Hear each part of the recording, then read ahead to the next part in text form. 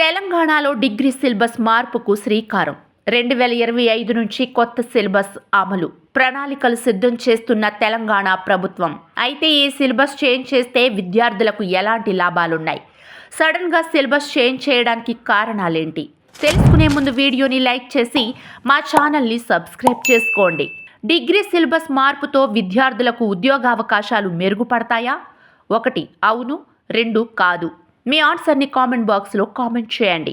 తెలంగాణ రాష్ట్ర వ్యాప్తంగా ఉన్న డిగ్రీ కాలేజీల్లో 6 ఏళ్ల తర్వాత కొత్త పాఠ్య ప్రణాళిక రానుంది. ఈ మేరకు డిగ్రీ సిలబస్ను సమీక్షించి ఇప్పటికీ అవసరాలకు తగ్గట్లు మార్చాలని రాష్ట్ర ఉన్నత విద్యామండలి నిర్ణయించింది. పాలిటెక్నిక్, ఇంజనీరింగ్, ఐటీఐల మాదిరిగా డిగ్రీలోనూ ప్రతి 3-4 ఏళ్లకు ఒకసారి సిలబస్లో మార్పులు చేర్పులు చేయాలని ఉన్నత విద్యామండలి భావిస్తోంది. ఈ మేరకు కసరత్తు ప్రారంభించింది. ఇందుకోసం ప్రత్యేకంగా కమిటీలు వేయనుంది.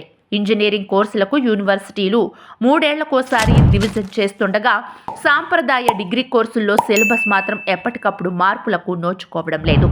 నామమాత్రంగా విద్యార్థులకు ప్రవేశాలు కల్పించి పరీక్షలు నిర్వహించి పట్టాలిచ్చి పంపించేస్తున్నారు. దీంతో ఆయా డిగ్రీలు వారికి ఏ విధంగానూ ఉపయోగపడక అవస్థలు పడుతున్నారని విమర్శలు వస్తున్నాయి. ఈ నేపథ్యంలో డిగ్రీ సిలబస్ను మార్చేందుకు ఉన్నత విద్యామండలి కార్యాచరణ రూపొందించింది. తెలంగాణ రాష్ట్రంలో ఏటా ఇంజనీరింగ్లో దాదాపు 1,00,000 మంది విద్యార్థులు ప్రవేశాలు పొందుతున్నారు. BA, BCom, BSc, BBM, BBA, BCLలో 2 లక్షల మంది విద్యార్థులు చేరుతున్నారు. ప్రస్తుతం రాష్ట్ర వ్యాప్తంగా ప్రభుత్వ, యూనివర్సిటీ, రెసిడెన్షియల్, ప్రైవేట్ డిగ్రీ కళాశాలలు 1,100 వరకు ఉన్నాయి. వాటిలో 80 ప్రభుత్వ, మరో 20 ప్రైవేటు డిగ్రీ కాలేజీలకు UGP ప్రతిపత్తి ఉంది. దీంతో ఆ కాలేజీలకు 20-30% సిలబస్ మార్చుకునే అవకాశం ఉంది. దీంతో అవి ఎప్పటికప్పుడు మార్పులు చేర్పులు చేస్తున్నాయి. మిగిలిన కాలేజీల్లో మాత్రం ఉన్నత విద్యామండలి నిర్ణయించిందే సిలబస్గా కొనసాగుతోంది. ప్రస్తుతం నైపుణ్యం ఉన్న విద్యార్థులకే ఉద్యోగావకాశాలు దక్కుతున్నాయి. ఈ క్రమంలో నేటి కాలమాన పరిస్థితులకు అనుగుణంగా పాఠ్య ప్రణాళికను సమీక్షించి నేటి అవసరాలకు తగ్గట్లుగా దానిని మార్చాలని విద్యామండలి నిర్ణయించింది. ఇందుకు సంబంధించి త్వరలో సబ్జెక్ట్ రివిజన్ కమిటీలను నియామకం చేయనుంది. ముఖ్యంగా డిగ్రీ పూర్తి చేసిన విద్యార్థులకు ఉద్యోగావకాశాలు దక్కేలా వారిలో నైపుణ్యాలను పెంచడం, కంప్యూటర్ పరిజ్ఞానాన్ని అనుసంధానం చేయడం ధ్యేయంగా సిలబస్లో మార్పులు చేసేందుకు సంకల్పించింది. దీనితో పాటు ఇంటర్న్షిప్లు, ప్రాజెక్టులకు పెద్దపీట వేయడం వంటి చర్యలు తీసుకోవాలని ఉన్నత విద్యామండలి భావిస్తోంది.